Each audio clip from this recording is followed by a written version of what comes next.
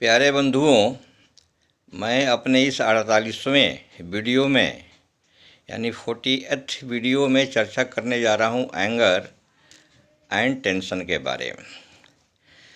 Anger और tension क्या है इसके बारे में विचार करें तो बात करने के लिए तो आसान पड़ता है, लेकिन इसको थोड़ा डिफ़िकल्ट है एंगर वगैरह कंट्रोल करना। लेकिन अभ्यास करने से नथिंग इज इम्पॉसिबल, संभव हो जाता है। बहुत लोगों ने संभव भी कर चुके हैं, कर लेते हैं। अगर पूरा नहीं तो कुछ अंश तक तो हो ही जाता है। उसके हिसाब से उसके अनुपात में हमारी समस्याएं भी घट जाती हैं। एंगर और डेंजर में ज़्यादा फर्क नहीं है। एंगर के पहले एक शब्द जोड़ दें डी तो डेंजर हो जाता है, या एक शब्द डेंजर के पहले डी हटा लें तो एंगर हो जाता है। तो दोनों ही बड़ा इंजूरियस है। डी तो बिल्कुल डेंजर कंडीशन में चला ही जाता है। D stand for destruction. D जो है बर्बादी के लिए शब्द है, बर्बादी का कारण है। D stand for destruction. अब हमारी समस्या ये है कि हम तो जानते हैं कि एंगर और डेंजर बोथ आर इंजूरियस, दोनों जो घातक हैं, लेकिन इसको कंट्रोल कैसे किया जाता है? कुछ हैं इसके उपाय जिसके बारे में अब आगे मैं चर्चा करूंगा, जिसे कंट्रोल किया जा सकता है। जैसे कहा जाता है कि एंगर को कंट्रोल करने के लिए एक हैबिट धीरे धीरे डेवलप करना पड़ेगा कि हम खाते समय 20 मिनट या 20 मिनट से ज़्यादा धीरे धीरे चबा के खाया करें। इसका अभ्यास करें तो कुछ दिनों में हमको एंगर कंट्रोल करने में यह सहायक होता है, ऐसा कहा जाता है। लेकिन खाते समय ध्यान में रखना है कि हम चबा कर धीरे धीरे खाने का मेरा एक उद्देश्य है, ये ध्यान मन में लाना पड़ेगा। तो ऐसे हमको इससे फ़ायदा होता है जैसा कहा जाता है। दूसरी बात जो कही जाती है कि उल्टी गिनती किया जाए तो भी एंगर को कंट्रोल करने में सहायक होता है। जैसे 100 से 1 तक हमें उल्टी गिनती करनी है, 100, 99, 98, 97 एंड सो ऑन। तो ये भी हमको एंगर कंट्रोल में सहायक होता है, अपने क्रोध कंट्रोल करने में सहायक होता है। नेक्स्ट जो कहा जाता है कि अपने सांसों पर ध्यान केंद्रित किया जाए। सांस हम कैसे ले रहे हैं, इनहेल कर रहे हैं, कैसे एक्सहेल कर रहे हैं, सांसों का अंदर जाना और बाहर जाना, उस पर ध्यान केंद्रित करने से भी हमारा जो है क्रोध कंट्रोल होता है, नियंत्रित होता है। और जो है क्रोध नियंत्रित करने के लिए ऑटो सजेशन भी बहुत हेल्पफुल है, बहुत सहायक। ऑटो सजेशन किसको कहते हैं? अपने आप को ही सलाह दिया जाता है, अपने को सलाह दिया जाता है कि no no no no, anger नहीं करना चाहिए, गुस्सा नहीं करना।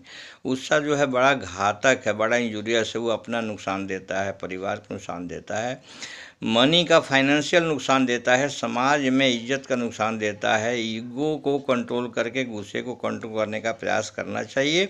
इस तरह ऑटो सजेशन देने से भी गुस्सा कंट्रोल किया जाता है, ऐसा कहा जाता है। ये तो हमको लगता है आदमी इससे सक्षम हो भी सकता है। और जो है नेक्स्ट जो है रिपीटेड प्रोनाउंसिएशन ऑफ ओम का उच्चारण का अभ्यास करने से भी जो है क्रोध कंट्रोल होता है, जैसा कहा जाता है। क्योंकि ओम को उच्चारण करने से हमारे अंदर का जो नर्व सिस्टम है वो एक्टिवेट होता है, तंदुरुस्त होता है, मजबूत होता है।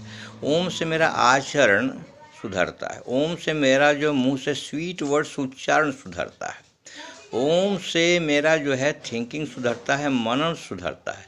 तो ओम से ये सभी नर्व्स एक्टिवेट होते हैं, जिससे हमको शांति की तरफ सोचने की प्रवृत्ति ज़्यादा बढ़ती है, गुस्सा की तरफ प्रवृत्ति घटती है। इस तरह ओम को प्रोनाउंसिएशन करने में कहा जाता है कि हमको क्रोध को कंट्रोल करने में काफ़ी सुविधा मिलती है।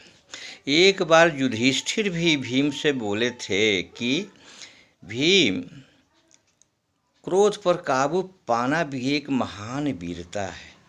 कब बोले थे? वो जब गुस्सा होकर के भीम दुर्योधन को बोल रहे थे कि इसको मैं जांघें तोड़ दूंगा। उसका दृश्य आप लोग शायद जानते ही होंगे कि दुर्योधन द्रौपदी को बोले थे इसको जांघे पर बैठाने की बात की है, तो जांघा तोड़ने की उन्होंने बात की थी। इसी अवसर पर युधिष्ठिर जो है भीम को बोले थे कि क्रोध पर काबू पाना भी एक महान वीरता है। तो एंगर काबू पाने की तो बात सभी करते हैं, लेकिन क्रोध क्यों होता है इस पर भी अगर हम एक बार विचार करें तो शायद ये सहायक हो कि इसके रीजन को ही हम एलिमिनेट कर दें। इसको रीजन को अगर एलिमिनेट कर दें तो शायद हमको क्रोध पर काबू पाने में ज़्यादा मदद होगी। इसके रीज़न क्या क्या होते हैं? जब हमको कोई चीज़ इच्छा के अनुसार प्राप्त नहीं होती है और आशा हम ला के बैठते हैं, वो आशा जो है अपने कंट्रोल के बाहर होती है और हमको इच्छा की पूर्ति नहीं होते हैं, तो हमको चिंता होती है। पहला स्टेप होती है चिंता। जैसे कहीं हम किसी इवेंट में हार गए, परीक्षा में हम बहुत कम नंबर लाए, आदमी को बहुत चिंता हो जाती है। इतनी चिंता हो जाती है कि चिंता से दिन रात ग्रसित हो जाता है। चिंता होने से क्या होती है? टेंशन बढ़ता है। टेंशन बढ़ता है तो टेंशन बढ़ने से क्या होता है? मानसिक असंतुलन हो जाता है। मानसिक संतुलन आदमी खो बैठता है, कम हो जाता है, मेंटली बहुत डिस्टर्ब हो जाता है। जब मेंटली डिस्टर्ब होता है तो एंगर हो जाता है। अगर एंगर बहुत बड़ी अगर परिस्थिति रहता है तो that gets converted into anger also. नहीं तो यहाँ तक आदमी कंट्रोल होता है, ये सभी स्टेज में कंट्रोल हो जाएगा। कहीं किसी स्टेज में चाहें तो सभी स्टेज पर कंट्रोल करने अपने विधि है, तरीका है। प्रयास करने से सभी स्टेज कंट्रोलेबल है, कंट्रोल हो जाता है। तो जब एंगर स्टेट ऑफ कंडीशन में चला जाता है आदमी तो कन्फ्रंटेशन होता है, कन्फ्लिक्ट होता है। अगर दूसरे किसी पक्ष पर अपने एंगर कर दिया तो वो पक्ष भी एंगर कर सकता है, तो कन्फ्रंटेशन हुआ, कन्फ्लिक्ट होगा।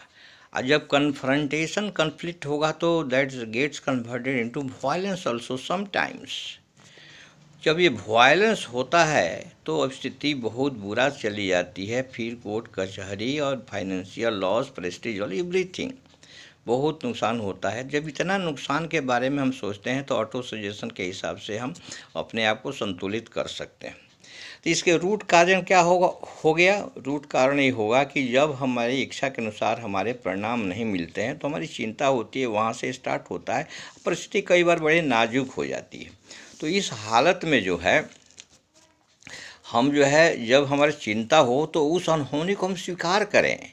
अगर वॉलेंट्री स्वीकार करेंगे तो क्या होगा कि हम, चलिए हार होती है, हमेशा जीवन भर कोई जीत नहीं सकता, कभी हार भी स्वीकार करना चाहिए और इसको सोच करके फिर वो दूसरे दुगने उत्साह से उस काम को सफल बनाने का प्रयास करिए तो वो सफलता मिल जाती है और उस हार को आदमी कंट्रोल कर सकता है। और एक चीज़ और, जब आपको गुस्सा हो भी जाता है तो जो आप डिसीजन लेने जा रहे हैं वो डिसीजन मत लीजिए। इसका सबसे बड़ा उपाय कंट्रोल करने का, उस समय कुछ भी डिसीजन नहीं लेना चाहिए। एले सेलेका ने बोला है कि सबसे इसका कंट्रोल करने का साधन है कि डिले द डिसीजन और delay the action what you are going to take during the period of anger. वो डिले करिए। कहा जाता है कि 24 घंटा डिले करने से समस्या हल हो जाती है, तो डिले करते जाइए और समस्या ये हल हो जाइए। तो ये जो ये सब चीज़ करने का भी काउंटर बैलेंस है। कुछ काउंटर बैलेंस प्रैक्टिस करने से हल हो जाती है। जैसे गुस्सा को, क्रोध को काउंटर बैलेंस किया जाता है लव एंड अफेक्शन से, मीठे शब्दों से काउंटर बैलेंस किया जाता है। स्माइल, लाफ, क्षमा के अभ्यास करने से काउंटर बैलेंस हो जाता है। लेकिन ये सब आसान नहीं है। जैसे स्माइलिंग करना क्रोध के स्टेट ऑफ कंडीशन में बहुत ही डिफ़िकल्ट है, लेकिन इम्पॉसिबल नहीं है। Nothing is impossible. सो अभ्यास करने से हमारे ये सभी चीज़ें ये कंट्रोल हो जाती है। गुस्सा भी कंट्रोल होता है। हमें अभ्यास करना है, डेलिब्रेट प्रयास करना है। और ऐसा करने से जब हम गुस्से पर कंट्रोल कर लेते हैं तो हम देखते हैं कि हम बहुत बड़ा विजयी बन गए। हाँ, हमारी जीत हो गई। अगर उसमें जो एक्शन ले लिए तो हम कहाँ चले जाते, क्या होता, मेरा क्या होता, परिवार क्या होता, समाज क्या होता। उसके बाद घटनाएं को भी सभी लोग भूल जाते हैं, जिसके लिए हम लोग ज़्यादा चिंतित होता है।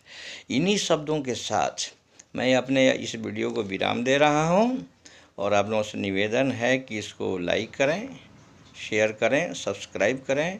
Thank you very much. जय हिंद, जय भारत।